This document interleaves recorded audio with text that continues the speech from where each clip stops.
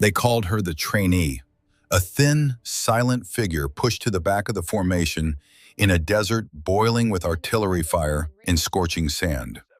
No one looked at her for more than 2 seconds. No one asked her name.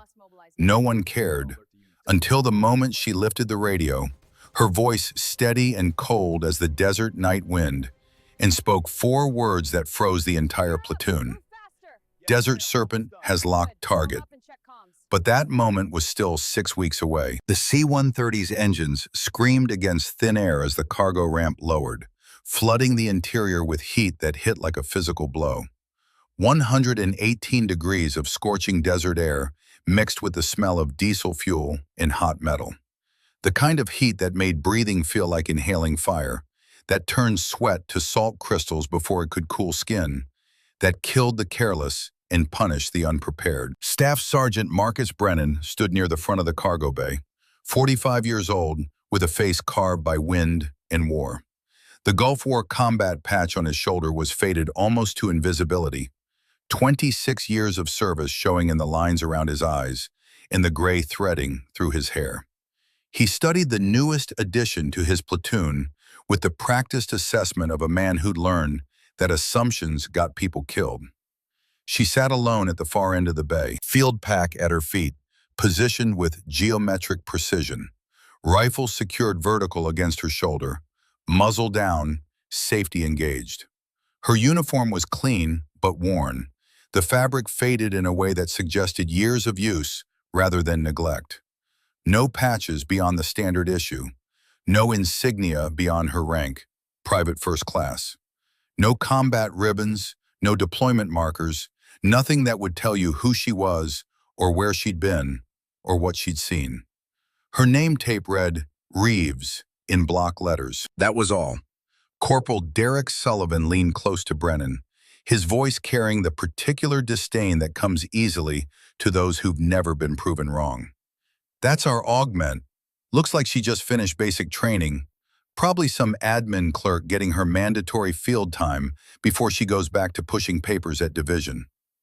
Specialist Joanna Whitmore approached from the other side, red hair pulled back tight beneath her helmet, tactical tablet in hand. At 22, she was the youngest member of the platoon, freckles standing out against skin already burned by 2 weeks of desert sun. Her file came through this morning, transfer from somewhere classified. Half the pages are redacted. I've never seen anything like it. Redacted means desk job, Sullivan said with absolute certainty. Means she pissed someone off important and got sent here as punishment. First contact, she'll freeze up. They always do. I've seen it a dozen times. Brennan said nothing. He'd learned long ago that assumptions were a luxury combat couldn't afford. But he watched the woman anyway, studying the way she sat, back straight without tension, eyes forward and unblinking, hands resting loose on her thighs. Her fingers twitched occasionally in a pattern that looked random, but wasn't. Brennan had seen enough snipers to recognize the habit. She was counting. Range estimation practice or breathing control or some other exercise so ingrained it happened without conscious thought. He'd seen that look before.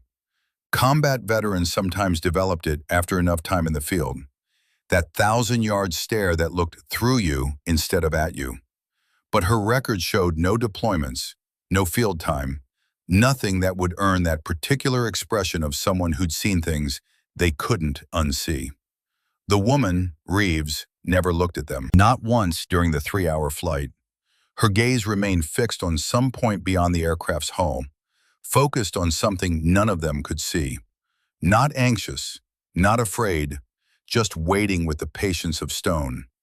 The loadmaster's voice crackled over the intercom, barely audible over the engine roar. 5 minutes to drop zone, check your gear and form up. The platoon stood as one, the familiar rhythm of pre-combat checks taking over. Weapons secured, equipment tightened, water checked, ammunition counted. Each soldier moving through the ritual that separated the living from the careless, the prepared from the dead. Reeves rose last. Her movements were economical, precise, wasting no energy on unnecessary motion. She checked her rifle with the smooth efficiency of someone who'd done it 10,000 times. Chamber clear, magazine seated, safety engaged, optics aligned. The radio pack settled onto her shoulders as if it weighed nothing, balanced perfectly despite the awkward bulk. Her field pack followed, straps adjusted with two quick movements that spoke of muscle memory earned through repetition. She took her position at the rear of the formation without being told, as if she already knew where people like her belonged. The invisible ones, the expendable ones, the ones who didn't rate explanation or consideration. Lieutenant Carter Hayes appeared near the ramp, raising his voice over the engine noise. He was 32, lean and hard, with the kind of face that looked older than it should, carved by responsibility and haunted by mistakes that still interrupted his sleep.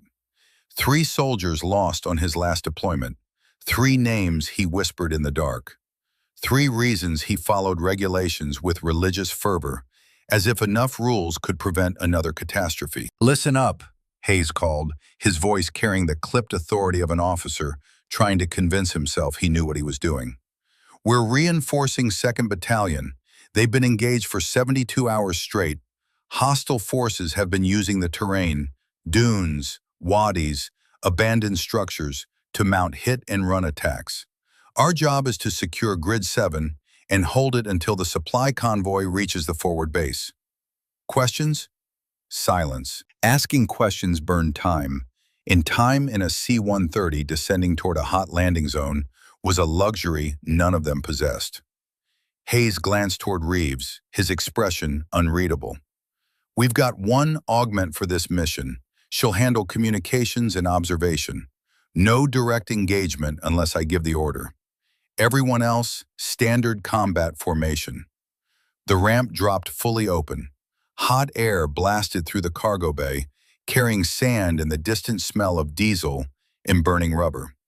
The desert stretched endlessly below them, rippling with heat shimmer that made the horizon liquid and unstable, broken only by rocky outcrops and the distant smudge of destroyed vehicles that marked previous battles.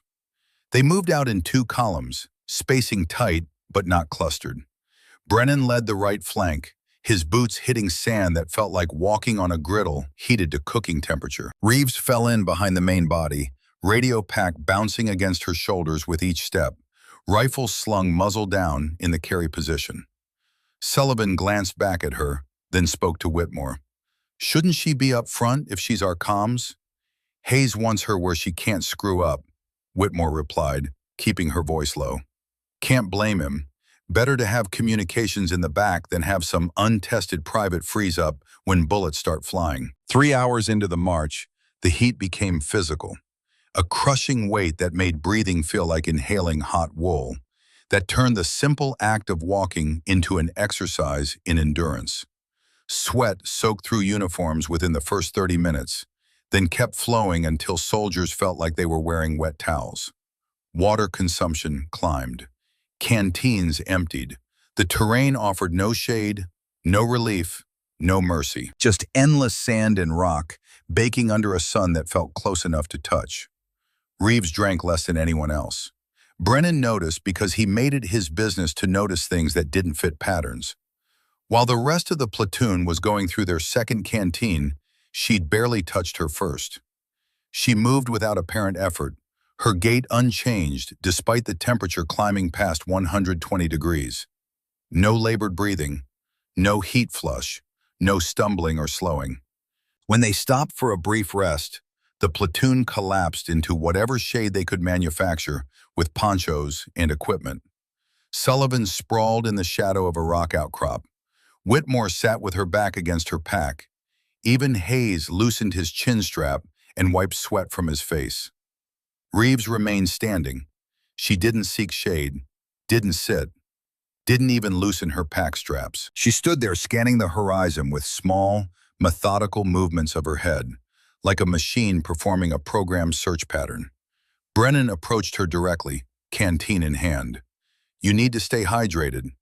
"Yes, Sergeant." She took the offered water, but didn't drink immediately, just held it. "You've trained in desert environments before?" "Yes, Sergeant." "Where?" She paused for half a second, as if calculating how much to reveal. Multiple locations. Not an answer. Just words arranged to sound like one. Brennan studied her face. No sweat. No flush from heat exhaustion.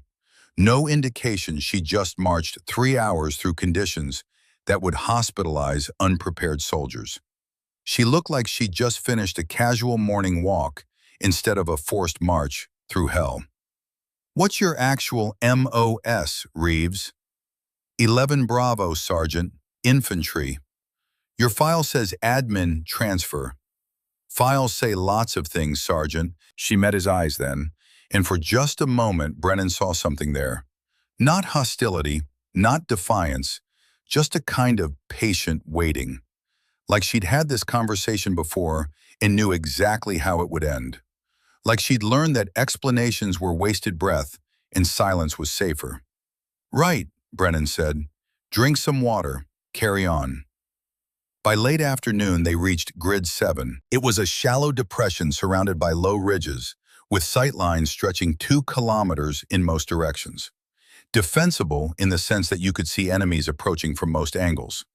Exposed in the sense that enemies could see you just as clearly and had multiple approach routes that offered cover until the final assault distance. Hayes surveyed the position with his tactical tablet, comparing the terrain to intelligence reports that were already 3 days old, and probably wrong. Perimeter positions every 50 meters, fighting holes dug deep, interlocking fields of fire. I want this position locked down before sunset. He turned to Reeves. Set up communications.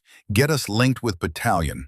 I want constant updates on convoy status and threat assessment. She nodded once and moved toward the center of the position. Unshoulder her radio pack with practiced efficiency. No fumbling, no checking the manual, no questions about frequencies or encryption protocols. She assembled the antenna with movements so smooth they looked choreographed, aligned the directional dish with mathematical precision, adjusted encryption codes, and had secure communications with battalion established within 6 minutes. Brennan watched from his fighting position while pulling security. 6 minutes. Most communication specialists took 20 on a good day, longer if they were setting up under pressure. She'd done it faster than some special operations communicators he'd worked with. Desk job his ass. As the sun began its descent, painting the desert in shades of orange and purple that would have been beautiful anywhere else, the platoon settled into defensive positions. Brennan dug his fighting hole, positioned his ammunition where he could reach it in darkness, checked his fields of fire, verified his range cards. The familiar rhythm of preparation that every infantry soldier knew by heart. The ritual that might mean the difference between dying quickly and living another day. Reeves sat cross-legged beside the radio, eating an MRE without comment. No complaints about the food, no conversation with nearby soldiers, no attempt to integrate into the unit. She just ate mechanically, while her eyes constantly moved across the landscape, scanning with the systematic pattern Brennan had noticed during the march. Not random scanning, professional, sector by sector, threat by threat, the way someone trained to find targets would search terrain. Whitmore approached Brennan quietly as he filled sandbags. Think she'll last out here? She's lasted this long. That's not what I mean. First contact, she'll probably freeze up. They always do. I've seen it happen. Someone comes from a safe assignment, gets thrown into combat, and they just stop. Brain shuts down, gets people killed. Brennan didn't respond immediately. He'd seen plenty of soldiers fold under fire, and plenty more prove everyone wrong. You couldn't tell which was which until the moment arrived, until bullets started flying and people discovered whether they had what it took or whether they'd been fooling themselves all along. But something about Reeves bothered him. Not her silence. Plenty of good soldiers stayed quiet. Not her isolation. Some people preferred solitude. It was the way she moved, the way she observed. Like someone who'd already fought this battle 100 times and was just waiting patiently for everyone else to catch up. Like someone who knew exactly what was coming and had already made peace with it. The desert night fell fast, temperature plummeting 40 degrees within an hour. Stars emerged, sharp and clear without the pollution of civilization to wash them out. Wind picked up, carrying sand that hissed against equipment like whispered warnings. Reeves remained at the radio, monitoring frequencies, occasionally making notes in a small weatherproof notebook. She wore no jacket despite the cold that had other soldiers layering everything they owned. Didn't shiver, didn't complain, didn't seek warmth from anyone or anything. Weird one, Sullivan muttered, settling into his sleeping bag nearby. Creeps me out, too quiet, I don't know, too everything. Get some sleep, Brennan said, not taking his eyes off the perimeter. We've got watch rotation in 4 hours. But he stayed awake longer than he should have, watching Reeves's silhouette against the stars, wondering what kind of soldier shows up with a blank record and the skills of a veteran, wondering what she was really doing here, wondering what secrets were buried in those redacted pages, wondering if he'd live long enough to find out. Lieutenant Hayes sat alone in the command post, a shallow fighting hole covered with a camouflage net that did nothing to block the cold, staring at his encrypted tablet. The file on the screen made no sense. Name, Reeves, Elena Catherine. Rank, Private First Class. Service record, deployments, awards and decorations, special qualifications. Everything redacted except her name, rank, and basic training completion date. Everything that mattered. Everything that would explain who she was, or why she was here, or what the hell he was supposed to do with her. He scrolled down to the assignment history. Most of it was blacked out, but he could see fragments between the censored blocks. Attached to, for operations in, specialized training in, advanced, qualification. Incident resulted in, casualties and subsequent, recommended for, but request was denied due to, current assignment represents, pending review by. It was like reading a document that had been halfway shredded, pieces of a story that refused to connect into anything coherent. But there was one more thing. A sealed envelope had arrived with her transfer orders, eyes only for the platoon commander, routing codes that indicated it came from somewhere high in the chain of command. Hayes had opened it 2 hours ago and still couldn't quite process what it said. The message was short, unsigned, routed through JSOC advisory channels with encryption protocols he'd never seen before. Monitor PFC Reeves. Report any tactical engagement. Detailed after-action required for any combat performance. Priority routing to Colonel Vance, JSOC. Do not discuss with subject. No explanation, no context. Just orders to watch her and report, like she was some kind of experiment or test subject instead of a soldier. Hayes heard footsteps and minimized the screen. Brennan appeared at the entrance, ducking through the low opening. You wanted to see me, sir? Come in, close the flap. Brennan complied, settling onto an ammunition crate. His face was weathered, lined in ways that spoke of years in the field, of seeing things that would break most men and finding ways to keep moving forward anyway. What do you know about Reeves? Hayes asked without preamble. Just what everyone else knows. Transferred in from somewhere classified. Files mostly redacted.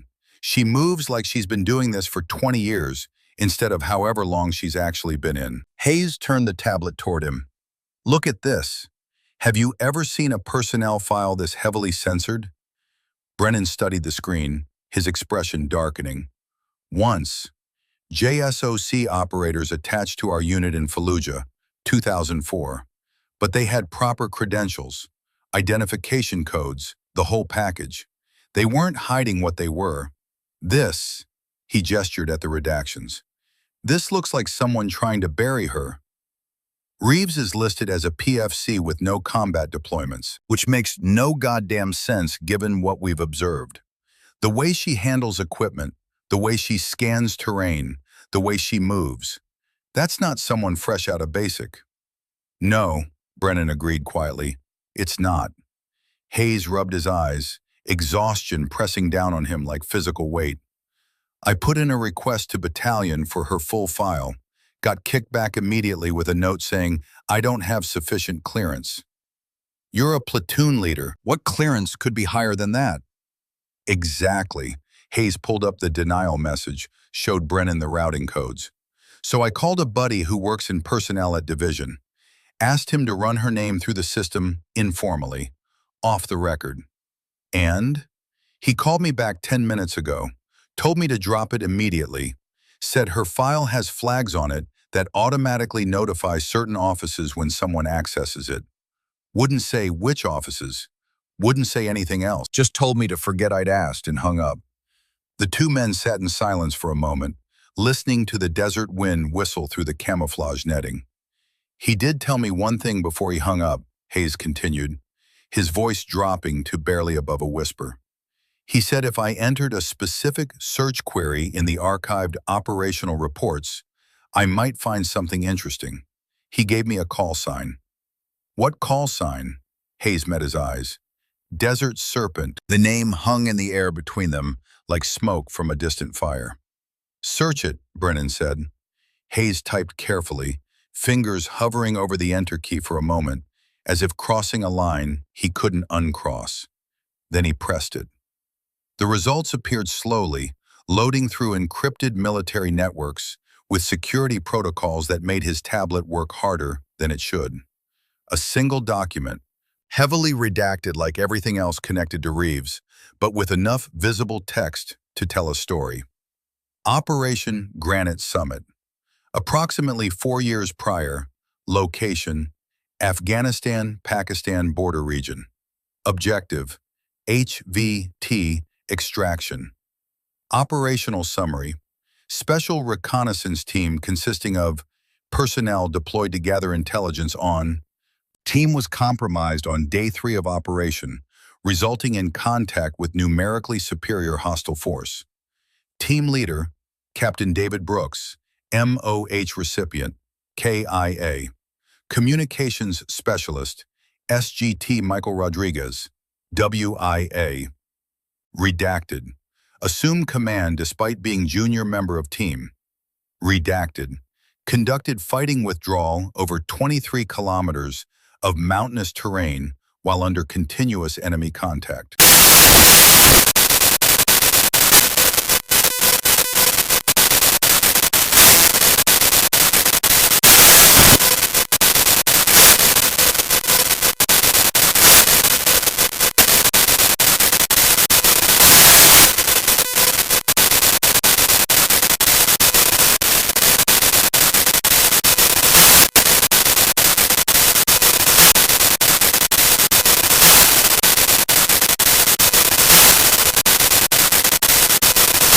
Ingredient report 6 months after operation.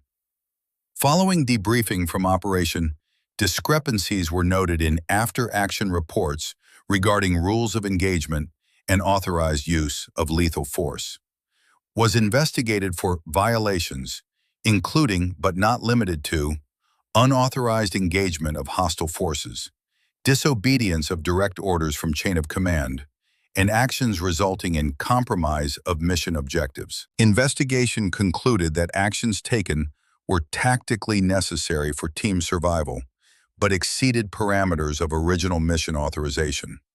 Subject demonstrated exceptional capability, but fundamental inability to subordinate personal judgment to operational requirements. Covert was offered option of court-martial with possibility of imprisonment or voluntary separation from special operations assignment with reduction in rank. Subject chose voluntary separation. All records of specialized training and operational history were classified at TS/SCI level. Subject was reassigned to standard infantry unit with rank reduction to private first class. Note: Subject's current assignment should avoid any duties requiring independent decision-making under combat conditions. Recommend close supervision at all times. Additional note: redacted by JSOC authority. Brennan read it twice, his jaw tightening with each pass. When he finally looked up, his eyes were hard. She saved her team, and they punished her for it. They punished her for exceeding her authority, Hayes corrected, though his voice lacked conviction, for disobeying orders. And now she's with us, acting as a PFC, following orders that she probably knows are wrong, watching officers make mistakes she could prevent if anyone would listen to her. Hayes looked toward the command post entrance, toward where Reeves sat alone in the darkness, monitoring the radio. That shot she'll make, he stopped. Wait, she hasn't shot anything yet. No, but when she does, Brennan trailed off, staring at the screen, at the words Desert Serpent, at the notation buried in the text, 37 hostile combatants eliminated over 14-hour period, 37 confirmed kills in 14 hours, while leading a team withdrawal through mountains and keeping them alive against overwhelming odds. What are you going to do? Brennan finally asked. I don't know. Right now, she's still under my command, still bound by my orders, still just a PFC who's supposed to handle comms and stay out of the way.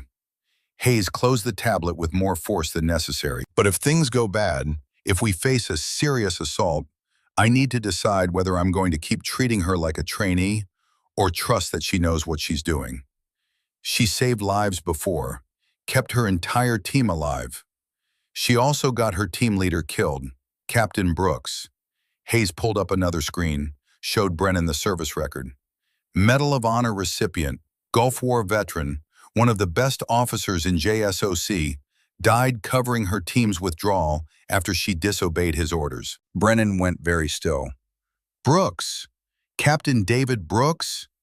You knew him? He was my platoon leader. Gulf War, 1991.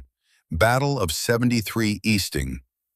Brennan's voice had changed, become softer, weighted with memory. He saved my life when our Bradley got hit, disobeyed orders to come back for us, took 2 vehicles straight through enemy lines because he wouldn't leave soldiers behind. Hayes studied him. Small world. Not that small. Brooks was a legend. Everyone who served under him knew he'd die for his soldiers. Everyone. Brennan looked toward where Reeves sat. If he trained her, if she was his student, then she's the best he ever made. And if she disobeyed him during an operation, he paused, thinking it through. She must have had a damn good reason. Brooks didn't train people who questioned orders lightly. He trained them to think, to make the hard calls when circumstances demanded it. They sat in silence, listening to the night sounds of the desert. Wind, distant equipment noise, the low murmur of soldiers on watch rotation. Get some sleep, Sergeant, Hayes said finally. We'll figure this out in the morning. But after Brennan left, Hayes sat alone with a tablet, staring at that call sign. Desert Serpent. Hell of a name for someone who's supposed to stay quiet and invisible. Hell of a name for the woman sitting 30 meters away, cleaning a rifle in the darkness, waiting for a war she knew was coming. The attack came at 0430 hours, precisely when human alertness bottomed out. That dead hour before dawn when the body craved sleep more than survival, when reaction time slowed and perception dulled and mistakes happened.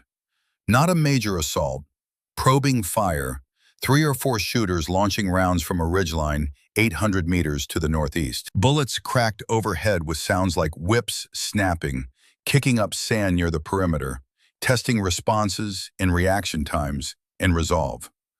Contact northeast, Brennan shouted, rolling into his fighting position with the automatic movements of someone who'd done it 1,000 times. Return fire, controlled bursts. The platoon responded instantly, training overriding exhaustion.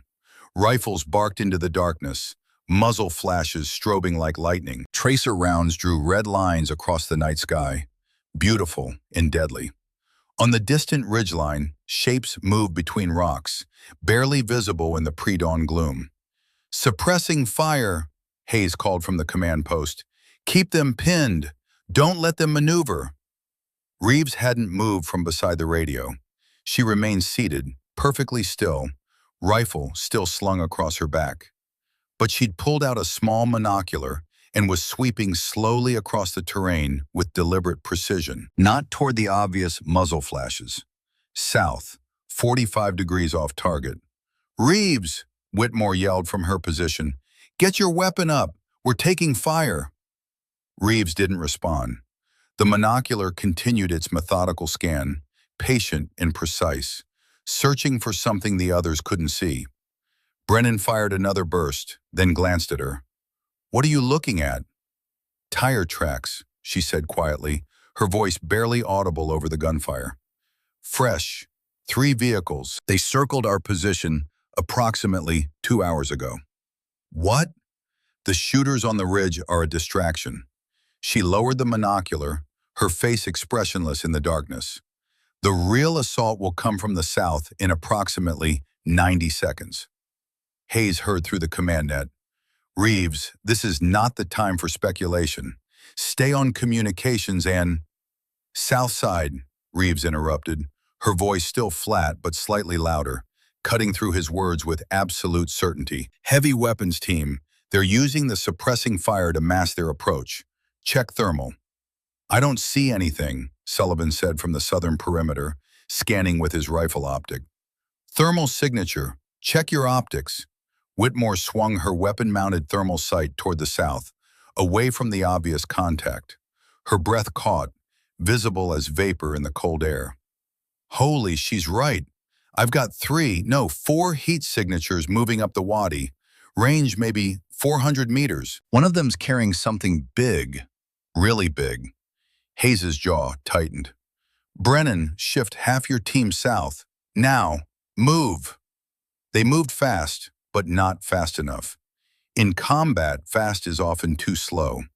The southern attackers had closed to 300 meters before being detected, using the terrain and darkness and the distraction of the northeastern contact to mask their approach.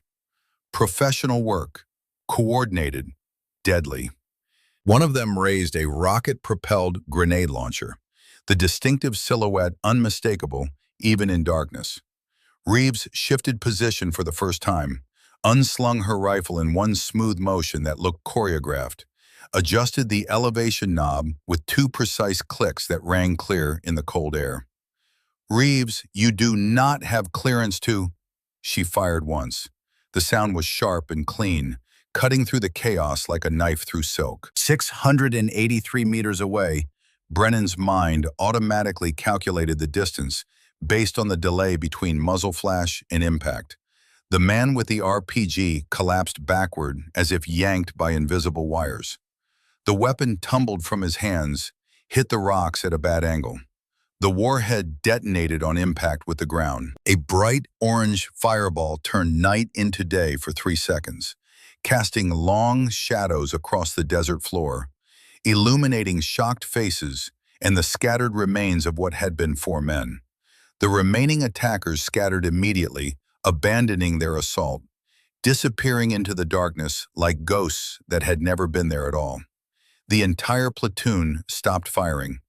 Silence fell across the desert, broken only by wind and the crackle of burning fuel from the detonated RPG. The smell of cordite and smoke drifted across the defensive position. Hayes's voice came across the radio, tight and controlled like a man barely holding anger in check. "What the hell was that?" Reeves ejected the spent casing with a smooth movement. The brass tinkled against rock, bright and musical in the sudden quiet. She chambered a new round, returned the rifle to safe, and slung it across her back. "Threat eliminated," she said into her radio handset, her voice completely flat. "No friendly casualties. I didn't give you permission to engage. You were about to lose soldiers. That's not your call to make." She didn't argue, didn't defend herself, didn't explain or justify or attempt to convince him she'd made the right decision. She simply turned back to the radio and resumed monitoring frequencies as if nothing had happened, as if she hadn't just made an impossible shot in darkness and saved lives and changed everything. Brennan approached her position, moving low and fast, his heart still hammering from adrenaline. His mind was working through the mathematics of what he'd just witnessed, calculating angles in distances in probability.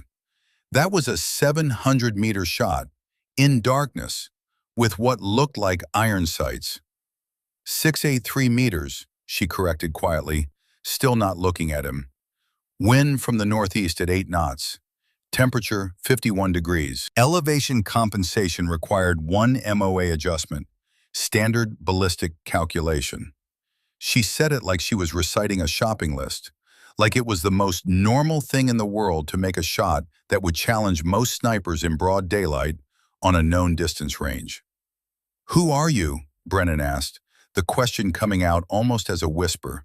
She looked at him then, really looked at him, and he saw something in her eyes he couldn't name. Not pride, not satisfaction, not even relief. Something colder. Something that had been there long before tonight. Something carved into her by experiences he couldn't imagine. "Someone who doesn't miss, Sergeant," she said. Then she turned back to the radio, and Brennan was left standing there in the darkness, wondering what the hell they'd just unleashed. Dawn came slowly, gray light bleeding across the horizon like a wound opening. The sun rose with patient inevitability, turning the desert from black to purple to gold, revealing details that darkness had hidden. The tire tracks Reeves had mentioned were clear now in the morning light. Deep ruts in the sand where vehicles had circled the position during the night. Reconnaissance in force. Professional work that spoke of training and discipline. The ridgeline where the initial fire had come from showed evidence of a prepared position. Sandbags stacked with military precision. Spent brass arranged in neat piles. Everything positioned for maximum effect and minimum exposure. "They knew we were here before we arrived," Brennan said, studying the tracks with the eye of someone who'd learned to read terrain like text. Hayes nodded grimly, his face drawn with exhaustion and something darker. "Battalion intelligence was wrong."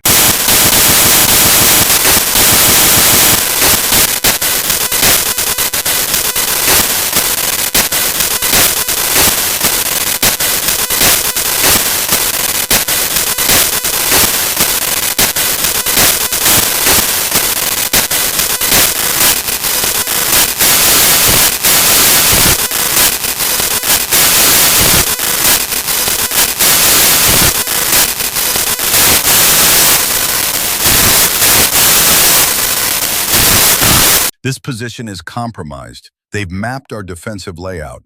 They know exactly where we are, how many of us there are, what weapons we have, how we respond to pressure." She lowered the binoculars, her voice taking on a lecturing quality, as if she were teaching a class instead of addressing her commanding officer.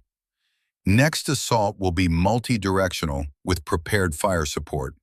Current casualty projection is 60 to 70% within the first 30 minutes of engagement. I didn't ask for your assessment.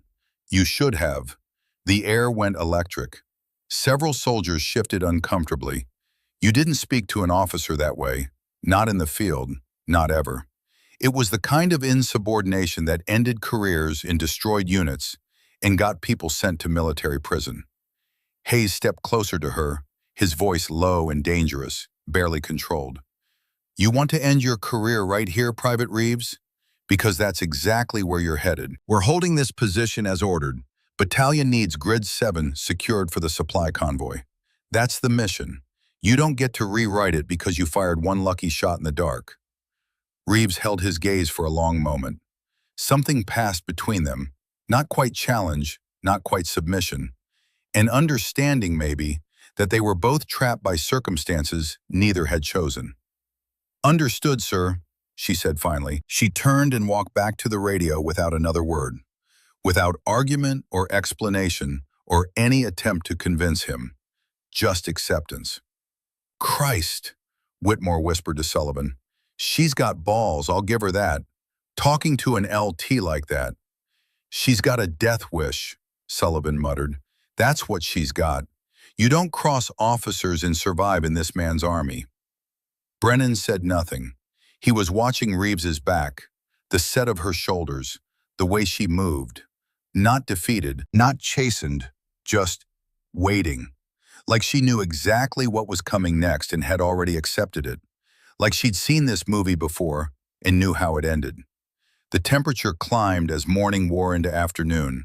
115 degrees, 120.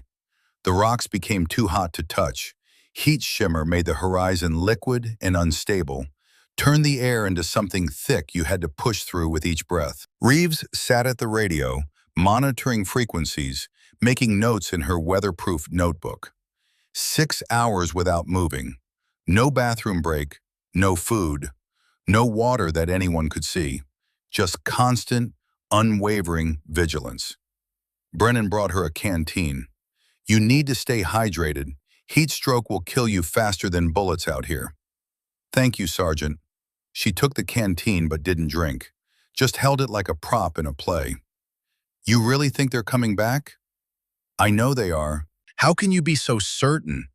She gestured to her notebook, filled with meticulous annotations, radio frequencies and their patterns of use, vehicle movements tracked by sound and dust, patrol patterns inferred from the morning's probe. They're being deliberate, methodical. This won't be another probe. Tonight, maybe 2 hours after sunset, when it's dark enough to mask their approach, but light enough to see targets, they'll hit us with everything they have. You should tell Hayes. He won't listen, not to me. Then let me tell him. I'll make it sound like my own tactical assessment. She turned to look at him, studying his face with an intensity that felt invasive. You served under Captain Brooks, Gulf War, Battle of 73 Easting, February 1991. It wasn't a question. It was a statement of fact delivered with absolute certainty. How did you know that? I know everyone who served under him. He talked about all of you. Said you were the reason he stayed in the Army after the Gulf War. Good soldiers worth protecting. Worth the bureaucracy and the politics and all the bullshit that came with staying in. Brennan felt something tighten in his chest. You were his student. I was his biggest disappointment. I don't believe that. You should. She returned to her notebook, closing it with deliberate care. He died because I couldn't follow orders, because I thought I knew better than the mission parameters, because I put my conscience ahead of the team. That's not speculation. That's documented fact. That's not what the report said. The report said what it needed to say to protect people who didn't need protecting. The truth is simpler. She stood, gathering her notebook and equipment. I got Captain David Brooks killed, and now I'm here, watching another officer make tactical mistakes that will get people killed. And I can't do anything about it because no one will listen to a PFC who can't follow orders. She walked to the perimeter's edge and sat alone in the sand, staring east into the gathering dusk, waiting for the war she knew was coming. Brennan watched her go, then turned toward the command post. He had a conversation to have with Lieutenant Hayes. Whether it would change anything, he didn't know, but he had to try. Because in 26 years of service, he'd learned one thing above all others. When someone like Desert Serpent tells you the enemy is coming, you'd better damn well listen. The sun began to set, painting the desert in shades of blood and fire. Somewhere in the darkness, engines rumbled. Metal clinked against metal. Men whispered orders in languages Brennan didn't speak, but whose intent he understood perfectly. And at the edge of the perimeter, Elena Reeves sat alone, counting down the minutes until everything changed. Until the moment she'd been preparing for since the day they'd buried her. Until the moment she could finally prove that some things matter more than rank, or orders, or the opinions of men who'd never had to choose between following rules and saving lives. The memory came to Elena in the thin hours of waiting, sharp and unwelcome as broken glass. Afghanistan, 4 years ago, a mountain village where the air tasted like dust and diesel, where shadows moved with deadly purpose, and where she learned that some choices cost more than you can ever repay. The village clung to the mountainside like something that had grown there organically, stone buildings weathered gray by wind and time and the passage of generations. Through her scope, 800 meters distant, Elena could count the cracks in the walls, could see the way dust motes danced in shafts of sunlight cutting through doorways, could read the expressions on faces of people who had no idea what was about to happen. She was 24 years old, staff sergeant, designated marksman for a 6-person reconnaissance team operating so far beyond the wire that even their own command didn't know exactly where they were or what they were doing. Captain David Brooks's voice crackled in her earpiece, warm and certain and tinged with an authority that came from experience rather than rank. "Serpent, what do you see?" Village square. 12 civilians gathered in formation. Males, females, children. Armed hostiles separating them into groups. Looks like some kind of selection process. Copy. Maintain observation. Wilson, you getting this? Thomas Wilson, the CIA handler attached to their mission from some air-conditioned office in Kabul, responded with the particular arrogance of men who made life-and-death decisions without ever hearing the screaming. Affirmative. Continue observation. HVT hasn't arrived yet. Under no circumstances are you to compromise this operation. Maintain cover and report any changes. Elena adjusted her scope, tracking the armed men as they moved through the villagers. Something felt wrong. The way they were organizing people, the deliberate nature of their movements, the expressions on the faces of the villagers. This wasn't a meeting. This wasn't commerce or religion or any of the normal rhythms of village life. This was something else, something darker. Brooks switched to their private channel, cutting Wilson out of the conversation. "Talk to me, Elena. What's your gut saying?" She'd served under Brooks for 3 years by that point. He'd found her at sniper school, recognized something in her that even she hadn't fully understood. Patience, precision, the ability to make impossible shots look routine, the willingness to wait hours or days for a single perfect moment. He'd pulled strings to get her assigned to his unit, had trained her personally, had turned her into something exceptional. More than that, he'd become the father figure she'd never had. At 42, with a Medal of Honor from Desert Storm and a reputation that preceded him through every door, Brooks was everything a soldier should be. Honorable, capable, willing to die for his people. "It doesn't feel right, sir," Elena said quietly. "They're lining them up, execution style. This isn't what Intel said we'd find." "I don't like it either." Brooks's voice carried a new tension, the sound of a man whose instincts were screaming warnings. "Wilson, we need to abort this operation. This isn't what intelligence indicated. We need to extract now while we still can." "Negative, Captain. HVT is scheduled to arrive within the hour, according to our sources. Your orders are to observe and confirm identity. Then we call in the strike team.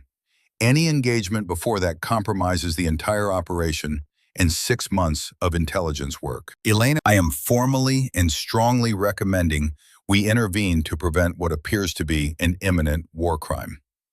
"Negative, Captain. Your orders are to observe. Period. We've documented 3 other execution sites in this region over the past month. This is standard operating procedure for them. It's ugly, but it's not our mission. Stay on target." The armed man raised a pistol to the back of the teacher's head with the casual indifference of someone performing a routine task. "Sir, request permission to engage," Elena said, her breathing suddenly ragged. "Wilson, we cannot just watch this happen." The shot rang out. The teacher fell forward into the dust, a spreading pool of darkness beneath his head. A woman in the crowd screamed, trying to break free from the men holding her, her cry carrying across the distance like an accusation. Elena's hands were shaking. She'd seen death before. Combat death. Enemy combatants.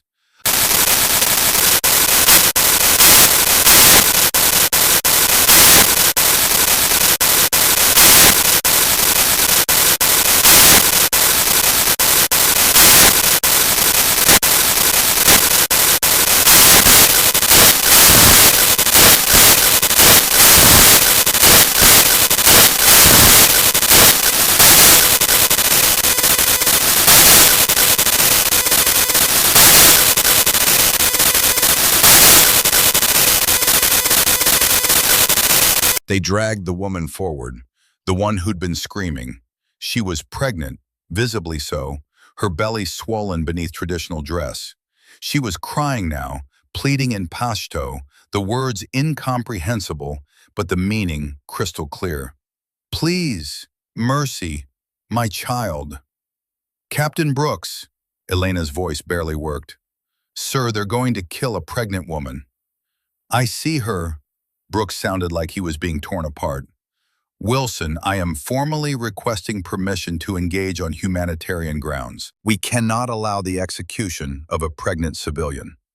"Request denied, Captain. Those are your orders from CIA Command. Observation only. If you engage, you compromise this operation, and I will personally ensure you face court-martial for disobeying direct orders during a classified operation. Do you understand?" The woman screamed as they forced her to kneel beside the teacher's body. She was begging now, hands clasped in prayer or supplication, tears streaming down her face, begging for her life, begging for her unborn child. "Elena, listen to me." Brooks switched to their private channel, his voice carrying more emotion than she'd ever heard. "I know this is hard. I know what I'm asking you to do. I know it's wrong. But we have to trust the chain of command. We have to believe there's a bigger picture we can't see. We have to believe that following orders serves a greater purpose, even when it feels like betrayal." "She's pregnant," Elena whispered. "I know. They're going to kill her baby." "I know." The shot came. The woman fell. The baby that would never be born died with her. A future ended before it could begin. Elena squeezed her eyes shut, but it didn't help. The image was burned into her retinas, into her soul, into whatever part of her still believed in justice, or mercy, or any of the other lies they told you in training. When she opened them again, they were dragging forward a boy. 12 years old, maybe 13, thin, terrified, crying for his mother, the woman they just murdered, crying with the desperate hope of a child who still believed someone would save him. The teacher's son, the woman's child. She understood that without needing translation. "No," Elena said. "No, no, no." "Elena, sir, he's a child." "I know, but if we engage now, we blow the mission. The HVT won't come. All of this will be for nothing." Wilson's voice cut in, cold and clinical. "Serpent, this is a direct order from CIA Command Authority. Do not engage. We are 3 minutes from HVT arrival according to our sources. Maintain your position and your discipline." The boy was on his knees now, hands bound behind his back, face streaked with tears and dust, looking around at the villagers with eyes that still held some desperate hope that someone would intervene, that this couldn't really be happening, that adults would stop this madness because adults were supposed to protect children. No one moved. The villagers had learned. Movement meant death. "Captain Brooks, sir." Elena's voice was very quiet now. "Yes, Sergeant? I'm sorry for what I'm about to do." "Elena, don't." She clicked her radio off. The first shot took the executioner in the head. He dropped like a puppet with cut strings, dead before his body registered the impact. The second shot, fired 1.3 seconds later, took the man holding the boy, center mass. He fell backward, releasing his grip. The third shot, at 2.2 seconds, took the third armed man as he turned to find the shooter. Throat shot, clean, efficient. The villagers scattered like startled birds, running in all directions, seeking cover and safety. The boy stumbled to his feet and ran, falling, getting up, running again toward the mountains where caves offered shelter and hope and the possibility of survival. Elena's radio erupted with screaming voices overlapping in chaos. "Brooks, all teams, move now! Serpent just lit us up. Execute emergency extraction. Everyone to Rally Point Delta." Wilson, "What have you done? You just compromised 6 months of intelligence gathering. You just destroyed our operation. Brooks cut him off with the kind of authority that comes from combat leadership rather than desk command. Screw your operation, Wilson. I'm getting my team out alive. Elena, fall back to Rally Point Delta. We have extraction inbound in 15 minutes. Move, now. Elena was already moving, breaking down her position with practiced efficiency, grabbing her pack, rifle, everything she'd need to survive what was coming. But she could see them coming even as she moved. Enemy fighters, dozens of them, converging from all directions like ants, responding to a disturbance in their nest. The village had been full of them, waiting for the HVT who would never come now, waiting in ambush for an American team whose position had just been revealed. 70-plus combatants, 6-person American team, mathematics that didn't favor survival. She reached Rally Point Delta 400 meters from her original position. The team was there: Brooks, Rodriguez, the communications specialist, 3 others whose names would later be redacted from every report, whose faces she still saw in dreams. "Contact!" someone shouted, the word barely out before bullets started flying. The first burst of fire came from the ridgeline above them. Bullets cracked past, striking rocks, sending stone fragments spraying like shrapnel. Professional fire, disciplined, deadly. Brooks was moving, laying down suppressing fire with his M4, shouting orders, directing the team's movement, doing what he'd always done, leading from the front, taking the most dangerous position, protecting his people. That's when the round hit him. Femoral artery, right leg.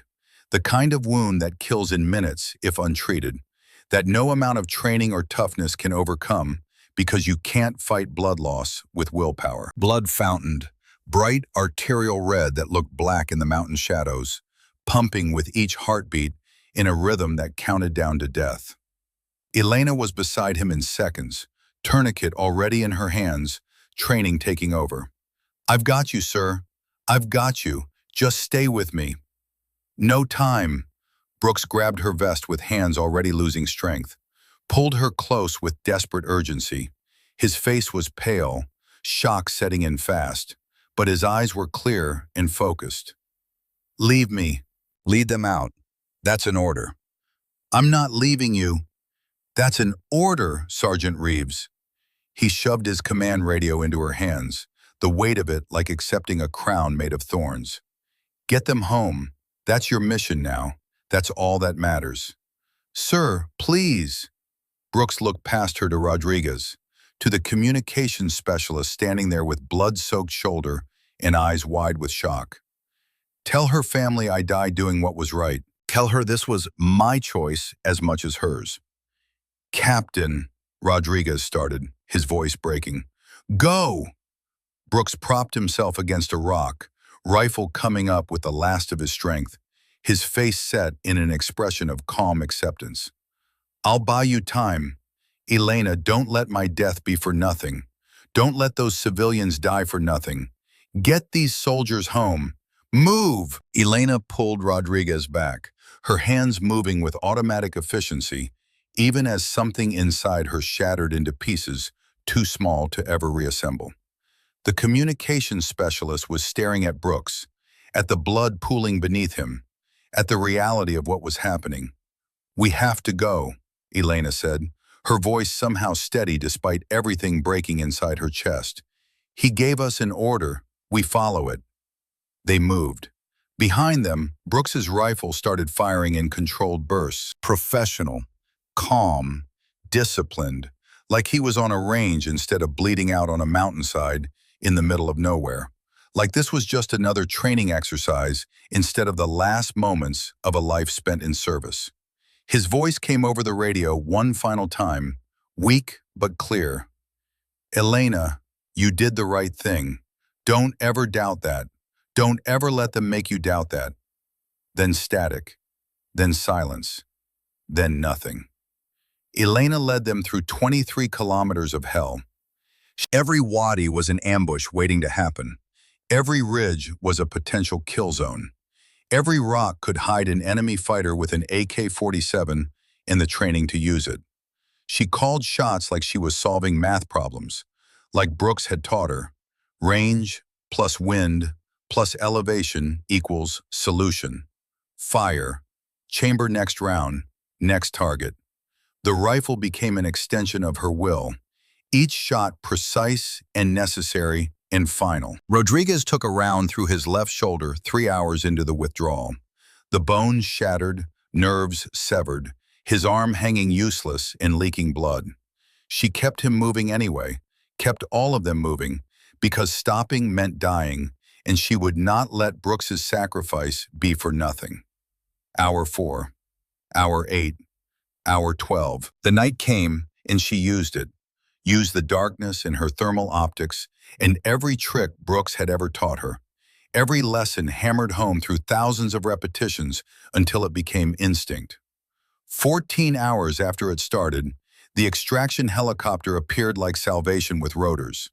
Hot LZ, enemy fire from 3 directions, but the pilot brought it in anyway because that's what they did.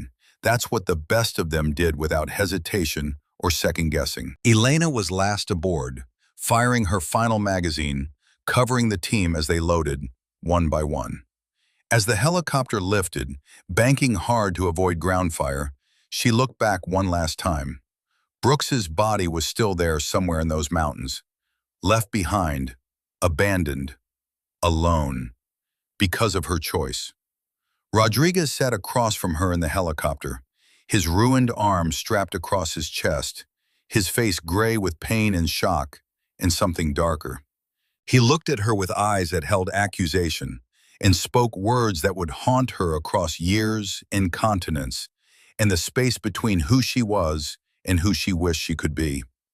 You got Brooks killed. I know. He died for your choice, not his, yours. I know. She'd stared at her hands. They were covered in Brooks's blood, dried now, brown and cracking like old paint.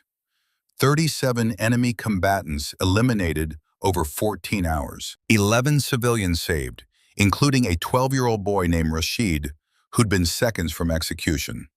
One mentor killed covering a withdrawal he'd supported, even knowing it would cost him everything. Was that math worth it? 4 years later, sitting in a different desert waiting for a different battle, Elena still didn't know the answer. The assault began at 19:15 hours, 15 minutes earlier than Elena had predicted. The first mortar round fell precisely at 19:15 hours, impacting 30 meters from the command post with a crump that shook the ground and sent sand fountaining into the air like a geyser. Not random harassment fire.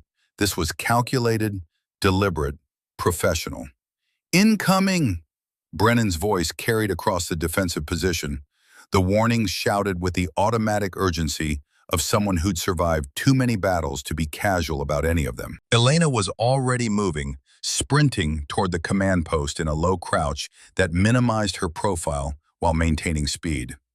More mortars fell in rapid succession, walking across the defensive perimeter with systematic precision. Each round placed to maximize disruption while herding the defenders into predetermined kill zones. Professional work, military work, the kind of coordination that came from training and discipline rather than improvisation. She found Hayes in the command post, shouting into the radio handset with mounting desperation, his face illuminated by the dim glow of tactical displays showing red arrows converging from 3 directions. Battalion, this is Viper 21. We are under heavy, indirect fire. Request immediate counter-battery mission. Over. The response crackled back through speakers, broken by static and the sound of explosions getting progressively closer. Viper 21, this is Battalion. No artillery support available at this time. All fire missions are committed to priority targets. Air support is 45 minutes out minimum. Recommend you hold position in. The transmission cut off as another mortar round impacted nearby, the blast wave strong enough to collapse part of the command post and shower everyone inside with sand and rock fragments and the sharp smell of high explosive. Hayes slammed the handset down, his face twisted with frustration and fear, and the dawning realization that they were alone. We're on our own. No support, no backup, just us. They're coming from 3 directions, Elena said. appearing beside him like a ghost materializing from shadows. North, east, and southeast. Estimate 50 to 70 hostiles total. They'll use the mortar fire to close within assault distance, then rush the position simultaneously from multiple axes. We have maybe 2 minutes before the infantry assault begins. I didn't ask for your analysis. You need it anyway, sir. Elena's voice was calm, clinical, carrying none of the emotion someone should feel when facing overwhelming odds. This position is indefensible against that force concentration. We need to consolidate our defensive posture, establish fallback positions, and prepare for close engagement. We're not abandoning our grid square, Hayes's voice cracked with stress and exhaustion. Battalion needs Grid 7 secured for the supply convoy. That's the mission. We hold here or we fail. Then we're going to die here, all of us. Another explosion, larger than the others, impacted directly on the southern perimeter. The command post filled with smoke and the screaming of wounded soldiers, the sounds of men dying badly. Hayes is down, someone shouted through the chaos. Alvarez too, multiple casualties. We need a medic now. Southside's collapsing, another voice, panicked and young. They're in the wire. They're inside our perimeter. Hayes grabbed the radio again, but his hands were shaking badly enough that he could barely hold it.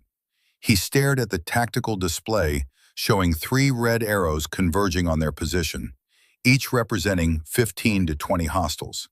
50-plus enemy combatants against a single understrength platoon. No support, limited ammunition, and now casualties mounting by the second.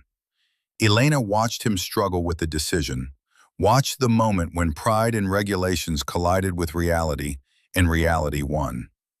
"What do you recommend?" he finally asked, his voice barely audible over the explosions. "Give me tactical control of defensive fire. You handle casualty evacuation and coordinate with battalion for extraction. We can't win this fight, but we can make them pay for every meter they advance. We can make the cost high enough that they break off before they overrun us completely. You're a PFC. I can't just hand you command. You can court-martial me later if we survive. Right now, you need someone who knows how to fight when outnumbered and outgunned. You need someone who's done this before." She met his eyes directly. "You've read the reports, Lieutenant. You know what I am. You know what I've done. Let me do my job." Another explosion, more screaming, the smell of burning equipment and blood, and the particular stench of bodies opened by shrapnel. Hayes looked at her for one more second, seeing past the PFC rank to the operator who'd saved her team against impossible odds 4 years ago in mountains half a world away. "Do it," he said. "Just keep them alive." Elena snatched up the tactical radio and switched to the platoon net with fingers that moved with practiced efficiency. When she spoke, her voice came out cold and clear and carrying an authority that had nothing to do with rank and everything to do with absolute certainty. "All positions, this is Reeves. I have tactical control of defensive fire. Acknowledge." Silence on the net.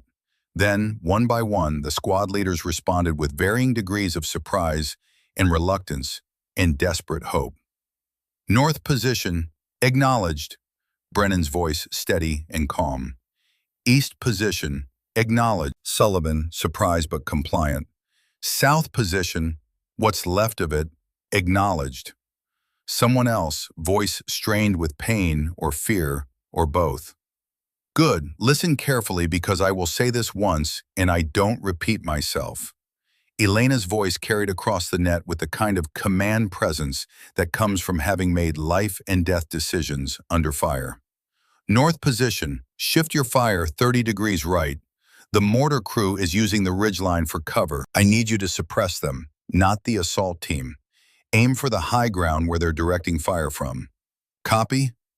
"Copy," Brennan responded immediately. "East position, you're going to see movement in your sector in approximately 20 seconds. Do not engage.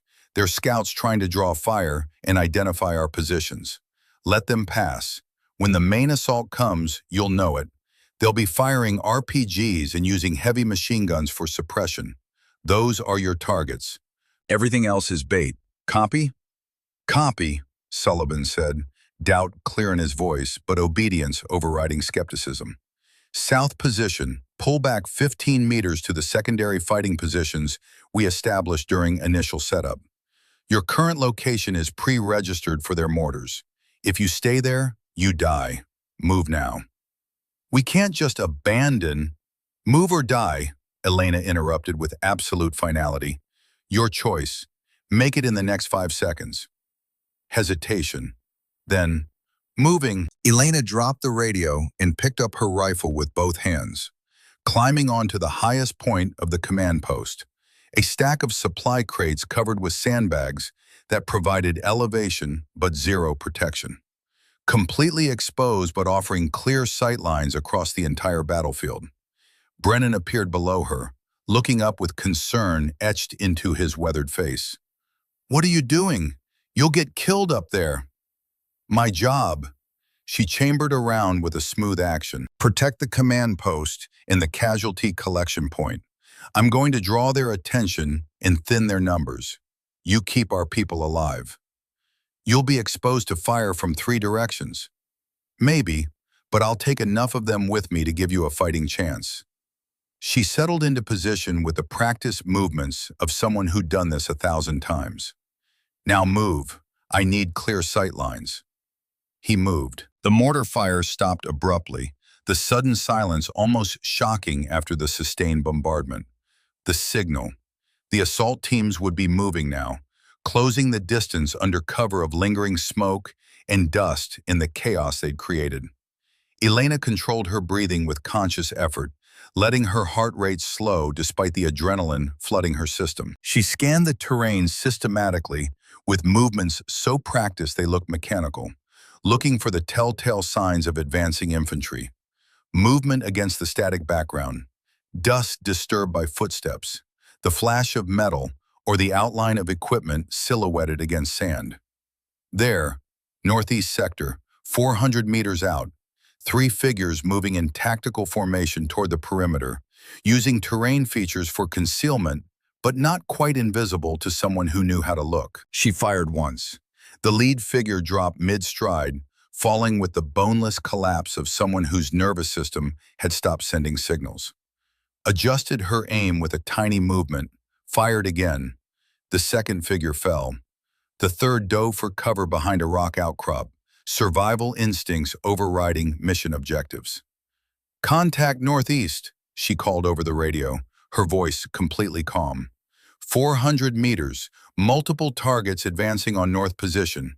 Engaging, but she was already looking elsewhere, scanning for the next threat, the next target, the next decision that would determine who lived and who died. East sector.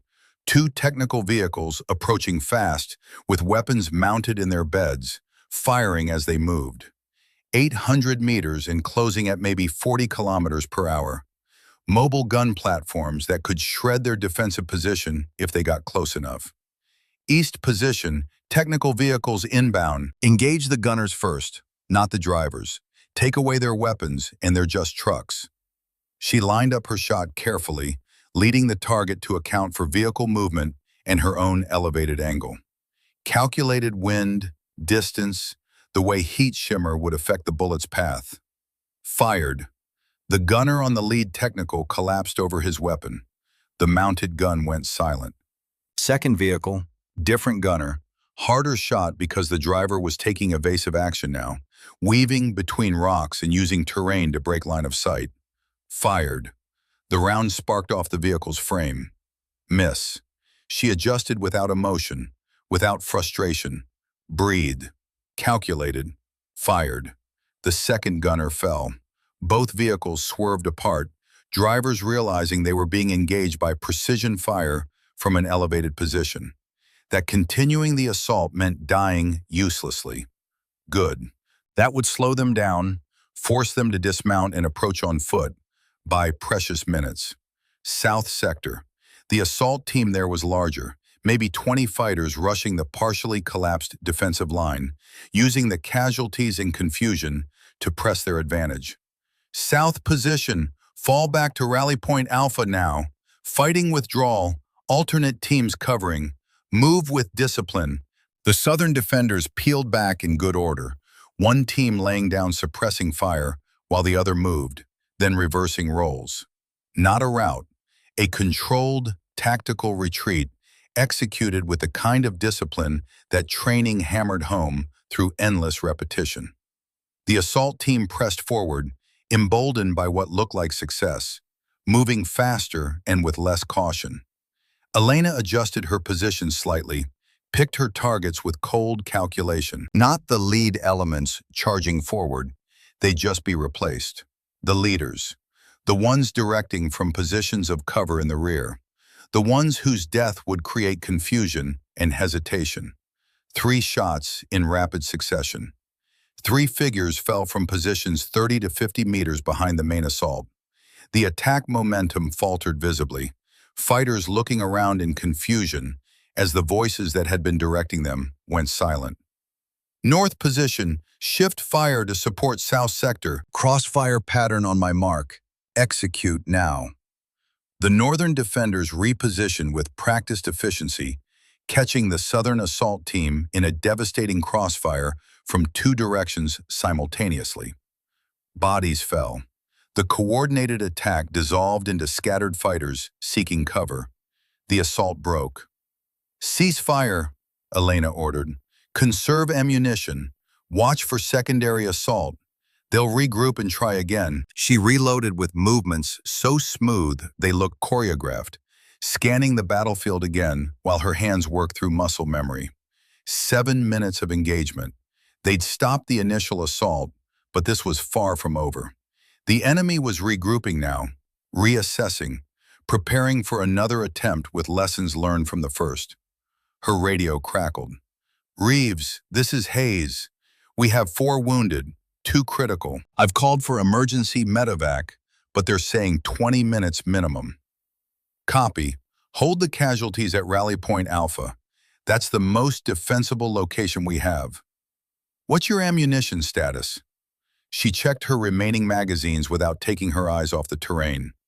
60 rounds remaining. I've been selective. How many confirmed kills? 13.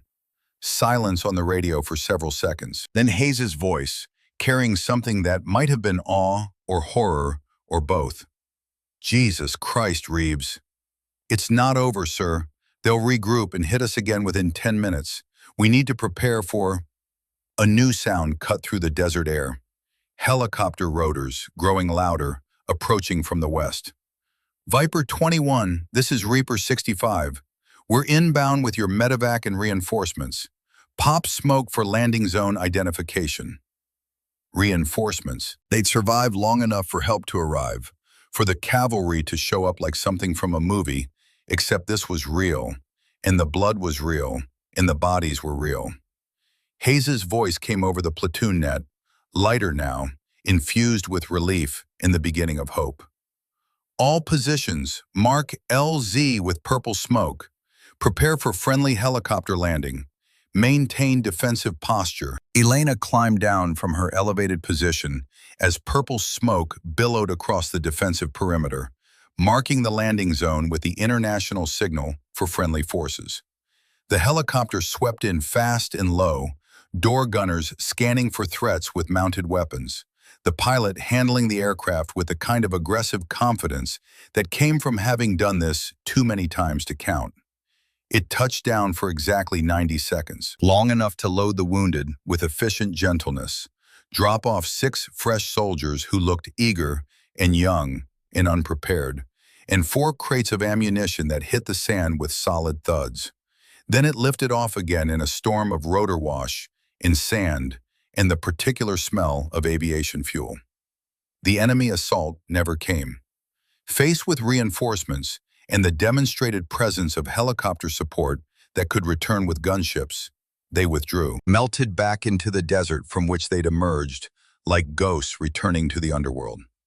By the time the sun fully rose, casting golden light across the battered defensive position, the battle was over. But everyone knew who'd won it. Everyone knew who'd kept them alive when all the mathematics said they should be dead.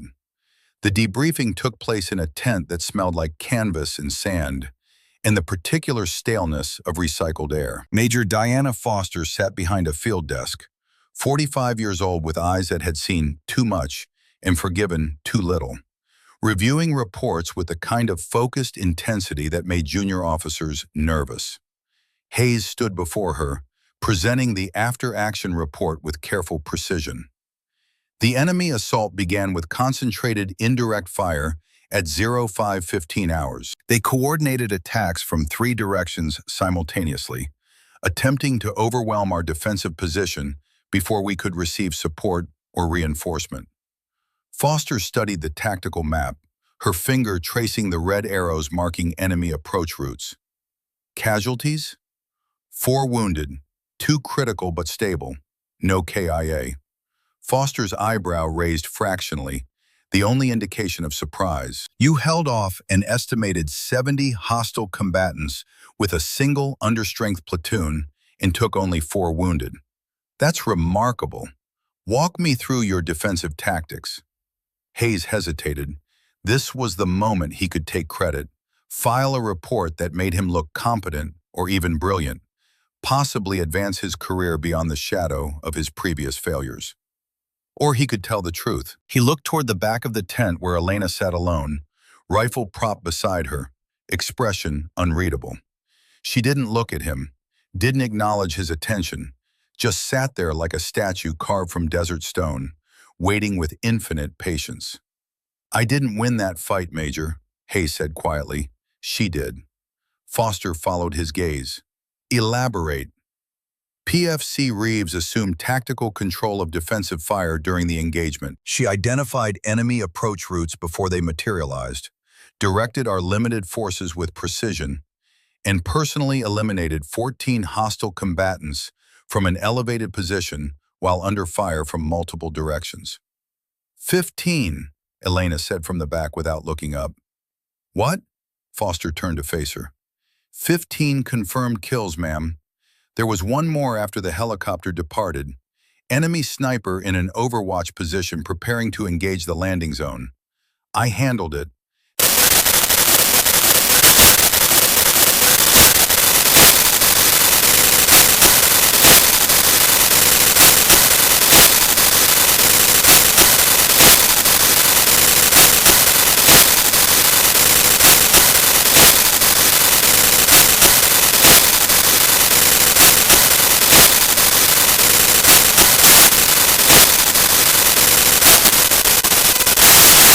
You're telling me that Desert Serpent just went operational on my watch?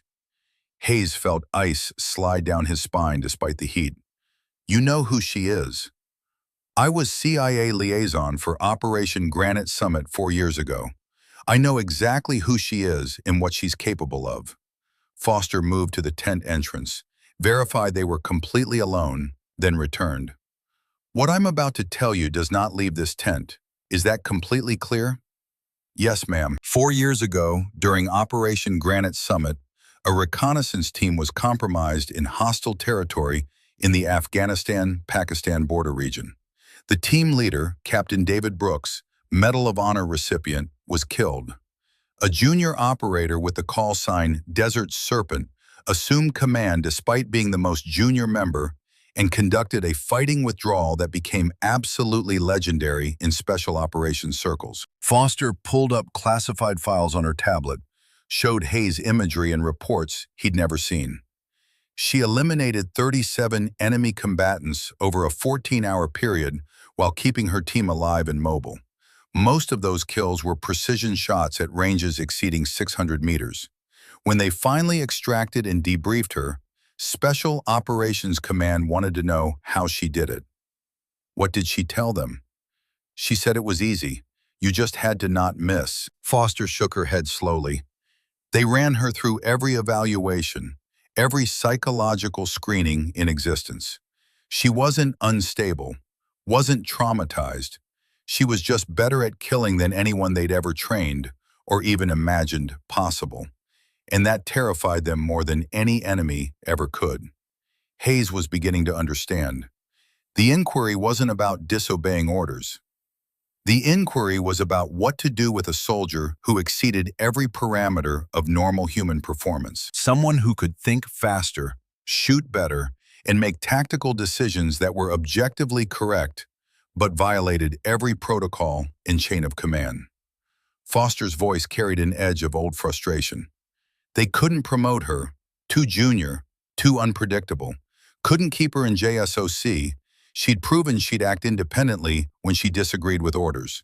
Couldn't discharge her, too valuable, too dangerous as a civilian with those skills. So they buried her. They buried her in hopes she'd either burn out or learn to follow orders like everyone else. Foster pulled up another file. But here's what you don't know. Captain Brooks, the team leader who died, he knew the intelligence was faulty. He suspected the whole operation was a CIA test to see if field teams would follow orders over moral imperatives.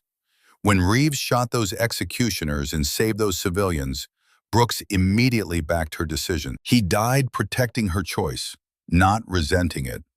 She's been carrying that guilt for 4 years. She has. And the investigation wasn't about punishing her. It was about controlling someone who couldn't be controlled through normal military structure. Foster closed the tablet with deliberate care. Send her in.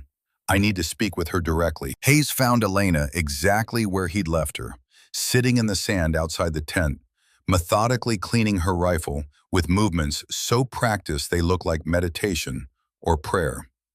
Major wants to see you. She nodded once, stood, and followed him into the tent without comment or question or any visible emotion.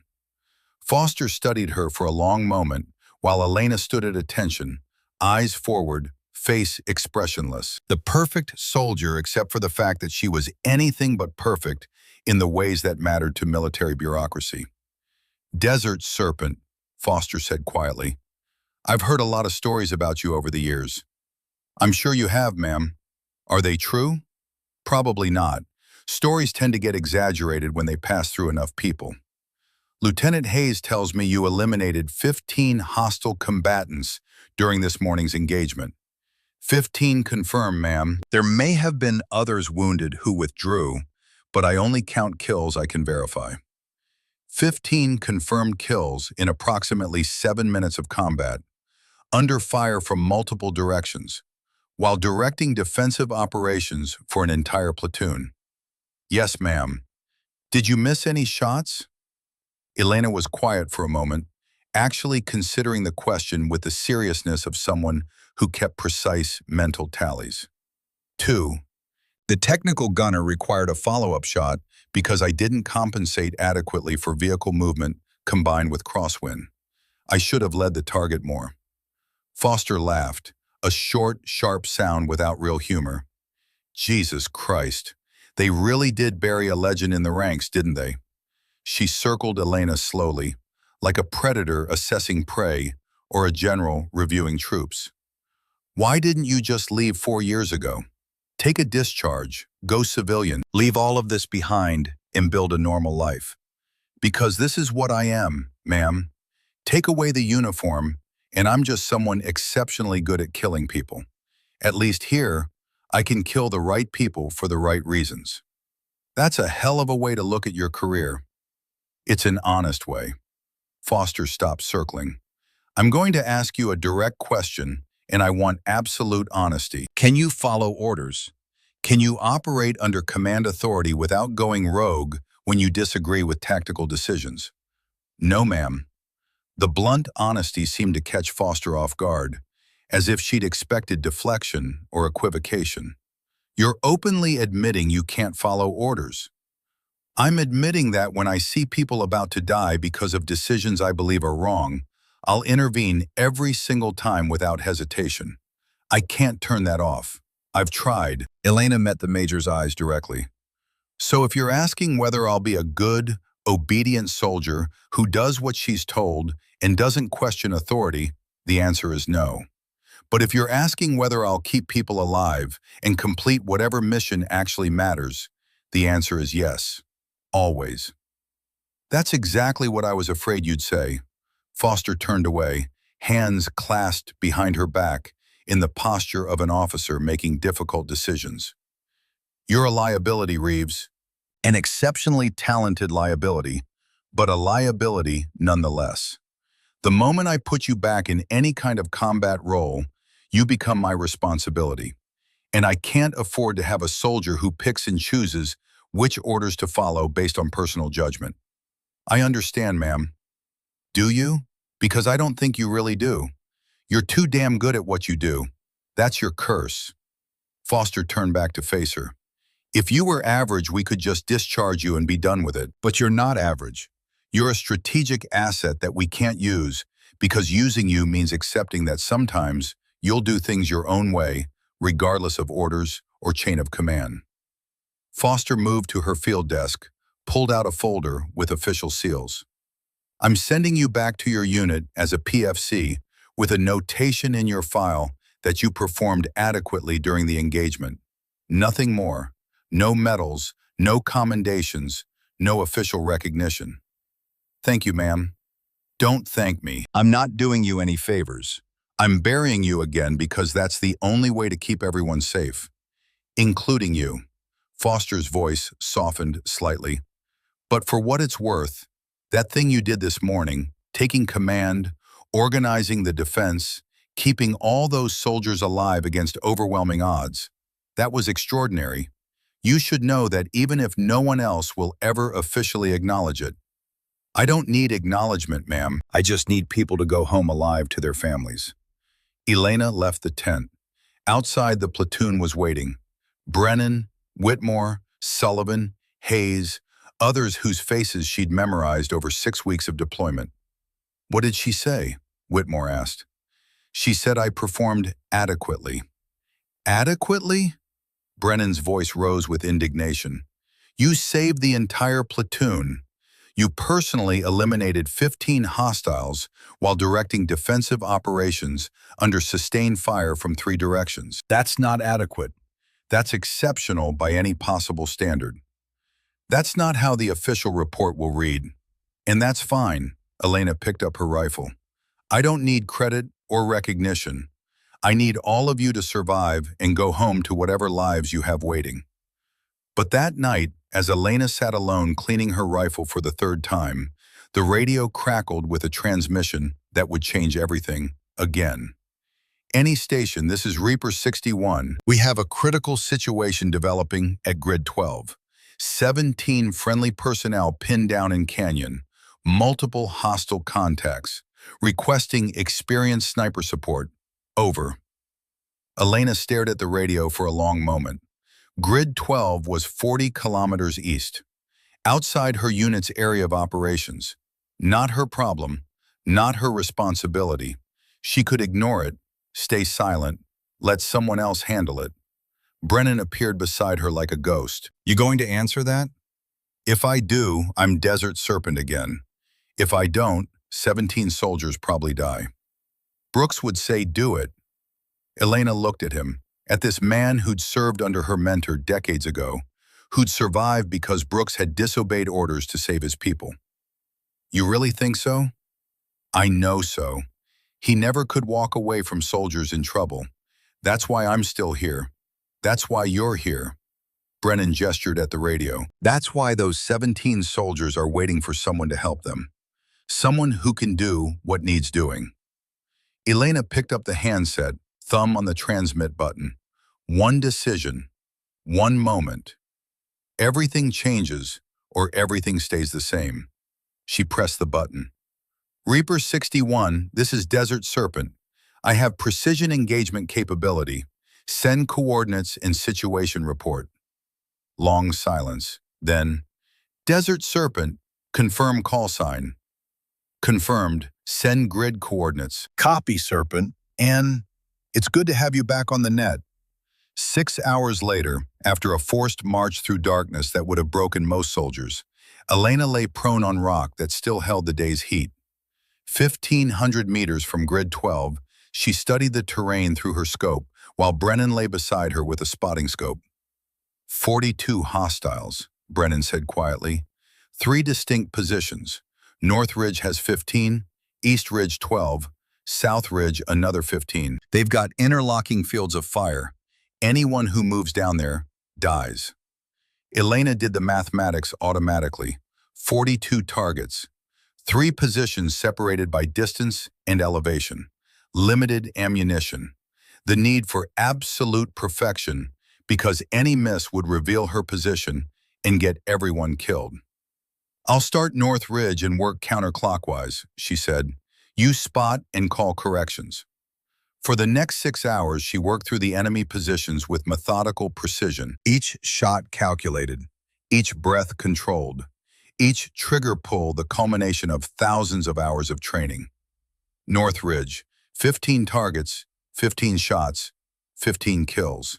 She relocated after clearing the North Ridge, moving to a new hide before the enemy could triangulate her position.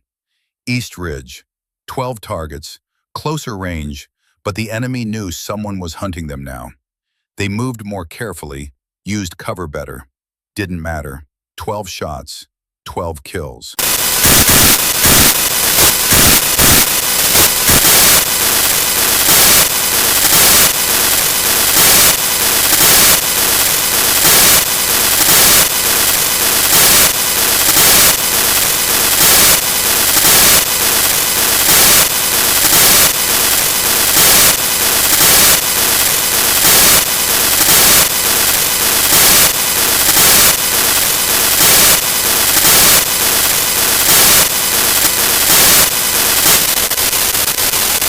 She'd seen his scope flash twice, watched him search with professional discipline. Range, 1,154 meters. Wind, 8 knots gusting to 10. Temperature, 4 degrees colder than an hour ago. Light, almost gone. She calculated, adjusted, breathed. Let her heart rate slow to nothing. Let the world reduce to mathematics and will, and the space between intention and action. Fired. 3 seconds of flight time. The bullet arcing through space with physics and hope. The enemy sniper fell. "Jesus Christ," Brennan whispered. 1154 meters. New record. That's the longest confirmed combat kill I've ever witnessed. 42 shots, Elena said quietly, already breaking down her position. 42 confirmed. Perfect mission. The radio crackled. "Desert Serpent, this is Reaper 61. I don't know what you are or how you did that, but 17 soldiers are going home alive because of you. We owe you everything." "Just doing my job." Serpent out. When they returned to base 18 hours later, a black SUV was waiting with government plates and the kind of anonymous menace that spoke of classified operations and decisions made above the level where answers were given freely. Colonel Richard Vance emerged wearing no insignia, but carrying authority like a weapon he'd mastered decades ago. 52 years old, silver hair cut military short, eyes that had seen things and made peace with them. "Sergeant Reeves," he said. "Private, sir." "Not if I have anything to say about it." He held out a folder with official seals.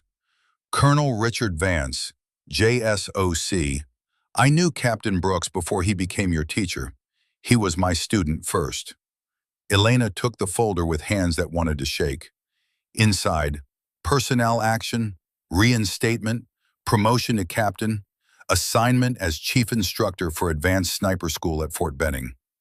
Everything she'd lost 4 years ago, offered back with full restoration. "Before Brooks died," Vance continued quietly, "he left something with me, for you, in case you ever came back to us." He handed her a sealed envelope. Brooks's handwriting on the front, as familiar as her own. "For Elena, when she's ready." Elena's hands did shake as she opened it. The letter inside was written in the precise hand she remembered from 1,000 training critiques and mission debriefs, and the occasional handwritten note of encouragement. She read it aloud, her voice breaking on every other word, unable to stop the tears that had been waiting 4 years to fall. "Elena, if you're reading this, you made a choice that cost me my life. Good. That means you did the right thing. I trained you to be the best marksman I've ever seen. But more importantly, I tried to teach you to be human first, Soldier second. Don't let them turn you into a weapon. You're more than that. You've always been more than that. The military will offer you everything back. Rank, position, respect, all the things they took away. Only accept if you can do it your way, on your terms. Don't become what they want you to be. Become what you choose to be. I'm proud of you, kid. I always was. Even when you drove me absolutely crazy with your moral absolutism. Especially then. Go save lives. And try not to disobey too many direct orders along the way. Your proud mentor, Captain David Brooks. P.S. Tell Brennan I still owe him a beer from 73 Easting. He'll know what I mean. Brennan stood beside her, reading over her shoulder, his own eyes wet. He remembered, Brennan said quietly. Vance waited with infinite patience. So, will you accept? Elena read the letter again, hearing Brooks's voice in every word, feeling his presence like he was standing right there beside her. I'll accept, she said finally, but only on my terms. Name them. I stay enlisted. I teach at Fort Benning, but basic sniper course, not advanced. Why basic? You're qualified to teach SEAL teams. Because I don't want to create more desert serpents. Elena met his eyes. I want to create more Brooks. Leaders who know when to break the rules. Soldiers who understand that being human matters more than being perfect. Vance studied her for a long moment. You're refusing a commission to be an enlisted instructor. I'm accepting a mission. Teaching is my mission now. Creating people who understand that the hardest part of this job isn't the shooting. It's knowing when not to shoot. Vance smiled slightly. Brooks would be proud, and probably laughing. He usually was. 3 months later, Elena stood before 24 students at Fort Benning, Georgia. Morning sunlight cut through pine trees and caught on dew-covered grass. She wore her PFC rank with quiet pride, had refused every promotion offered, chosen to stay exactly where she was. Brennan stood beside her, assistant instructor, the same rank he'd held for 15 years because he preferred being close to soldiers rather than managing them from air-conditioned offices. I'm PFC Reeves, Elena said. This is SSG Brennan. We'll be teaching you basic sniper fundamentals. Pay attention, work hard, and you might graduate. A hand went up. Young private, cocky. No offense, but a PFC teaching us? Shouldn't we have someone with more experience? Brennan smiled. She holds the record for longest combat kill in JSOC history, 1,154 meters. Last month, 42 confirmed kills in a single operation with 0 misses. Any other questions about her qualifications? Silence. Shooting is mathematics, Elena continued. Wind, distance, temperature, elevation. Anyone can learn mathematics. The hard part isn't making the shot. The hard part is deciding when to take it. That's what separates good snipers from people who just know how to shoot. Another student, older, with deployment patches. What if orders conflict with what you know is right? Elena paused, looked at Brennan. He nodded slightly. Then you make a choice, Elena said carefully, and you live with the consequences. Like I do every single day. My mentor taught me that sometimes the rule book is wrong. Sometimes you have to do what's right instead of what's authorized. He died protecting that principle. I teach it to honor his memory. At lunch, mail call brought a single envelope postmarked Afghanistan. Elena opened it carefully. Dear Sergeant Reeves, I am the boy you saved 4 years ago. My name is Rashid Ahmadi. I finished secondary school this year with highest honors. I have scholarship to university in Kabul for civil engineering. I will rebuild my village. I will make it stronger than before because you gave me a future when armed men wanted to take it away. Captain Brooks visited our village 1 month after that terrible day, before he died. He brought food and medicine and school supplies. He told my father, she's the best of us, the best of what America should be. He was right. Thank you, Desert Serpent. Thank you for choosing us over your orders. Thank you for showing me that courage means doing what is right, even when it costs you everything. I will never forget you. Rashid Ahmadi. Elena read the letter 3 times, then carefully folded it and placed it in her pocket next to Brooks's letter. 2 pieces of paper, 2 lives that had shaped hers in ways she was still understanding. That afternoon, a young Marine struggled with breathing control. Elena knelt beside her. "What's your name?" "Private Martinez, ma'am." "I'm not a ma'am. I'm a PFC. Same rank you might end up if you're unlucky enough." Elena adjusted the girl's position. "What's got you nervous?" "I don't know if I'm good enough for this." Nobody knows if they're good enough until they try. And even then, you never really know. You just keep trying to be better than yesterday. Elena paused. "My mentor taught me something. The hardest part of being a sniper isn't the shooting, it's the wait. Every trigger pull changes something, ends something. You carry that forever.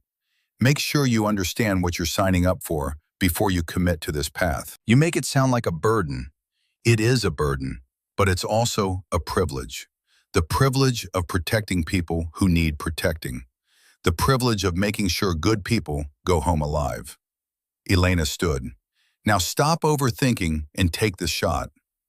Martinez breathed, settled, fired.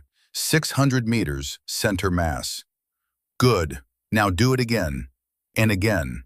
Until it's as natural as breathing. Because someday, someone's life will depend on you making that shot when everything's going wrong." As evening approached, Elena stood at the far end of the range, watching the sun set over Georgia, instead of a desert half a world away. Brennan joined her with 2 cups of terrible coffee. "Good first day," he said. "We'll see. Half will wash out in the first week. The other half will be better soldiers because of what you teach them." They stood in comfortable silence, 2 soldiers who'd survived too much, watching light fade from the sky. "You ever regret it?" Brennan asked. "Turning down the commission? Everything they offered?" "No," Elena's answer came without hesitation. "This is where I belong. Not creating operators, creating humans who understand what this costs and why it matters anyway." Brooks would be proud. "I know. I feel him sometimes when I'm teaching, like he's watching, making sure I get it right." Brennan raised his coffee cup. "To Captain David Brooks, who taught us that being human matters more than being perfect." Elena raised hers. "To Brooks, and to the next generation, may they be better than we were." They drank the terrible coffee and watched stars emerge in the darkening sky. 2 soldiers at peace with choices made and prices paid. The range was quiet now, but tomorrow they would return, and every day after that, teaching the fundamentals that might save lives or end them. Teaching soldiers to think before they shoot. Teaching them that mercy is as much a weapon as a rifle. Teaching them, as Brooks had taught her, that sometimes the bravest thing a soldier can do is choose to stay human in a world that constantly demands something less. Elena walked back toward the barracks as night settled over Georgia. In her pocket, 2 letters, one from a dead mentor, one from a living student. 2 pieces of paper holding more weight than all the medals she'd never receive. She was Desert Serpent. She was Elena Reeves. She was a PFC who'd turned down a captaincy to teach basics. And she was exactly where she was supposed to be, doing exactly what she was meant to do. Staying human, staying true, staying faithful to the memory of a man who'd believed that honor mattered more than rank and protecting life mattered more than taking it. Until the day she could no longer hold a rifle, or the day the last student graduated, or the day the world no longer needed soldiers who understood that being human was the hardest mission of all, whichever came first.